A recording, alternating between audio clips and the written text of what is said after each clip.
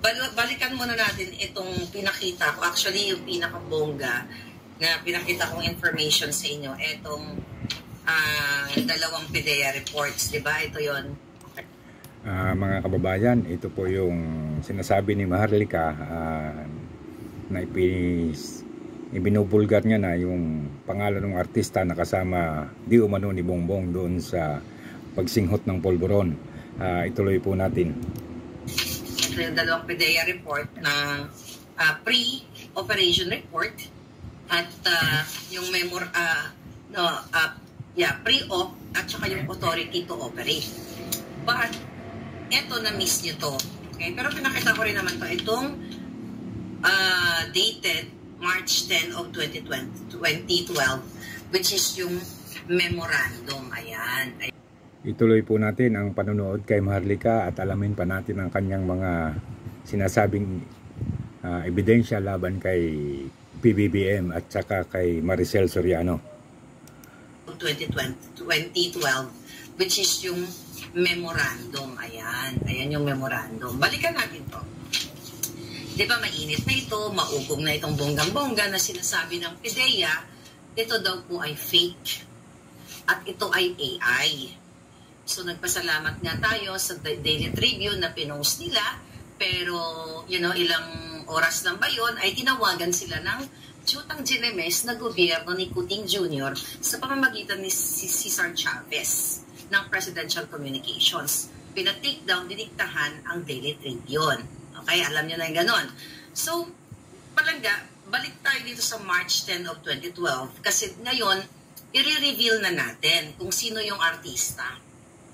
And also, yung mga palangga nating mga magagaling ay nakahanap ng article o ng video from TV Patrol in 2011 na itong artistang ito ay nasangkot siya sa pagbubugbog ng kanyang mga kasambahay. Nung una kasi sabi ko, mga palaga, ayaw ko sana siyang pangalanan. Ayaw muna siya idamay kasi sabi ko, hindi naman siya politiko, wala naman siya ninanakaw sa bayan, sa halip na sira yung kanyang buhay.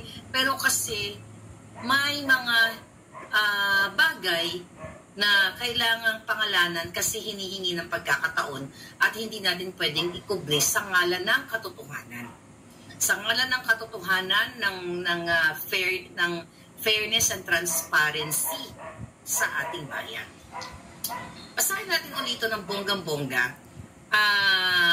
Etong memorandum na ito. Okay, for Director, IIS, Intelligence and Investigation Service. Okay, from Investigation Division.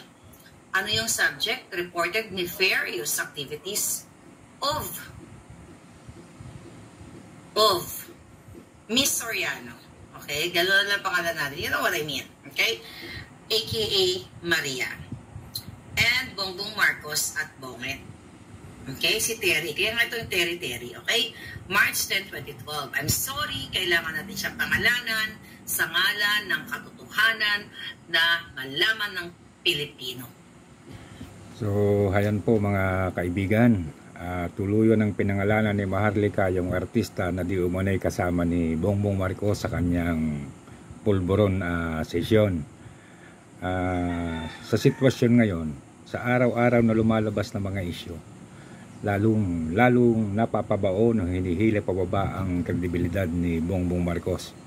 Hanggat hindi po siya gumagalaw sa kanyang sarili at hanggat hindi niya ginagawa ang tamang proseso para baguhin ang paniniwala ng tao, hindi po magbabago yan. Isa lang naman po ang dapat talaga niyang gawin. Magkaroon siya ng lehitimong drug test na nakapubliko. Kailangan pong makita ng mga tao ang totoong resulta ng kanyang examination. Kasi kung lalabas ng walang nakikita ang mga tao na ebidensya kung paano ginawa, hindi na po pwedeng baguhin yung pag-iisip ng mga tao.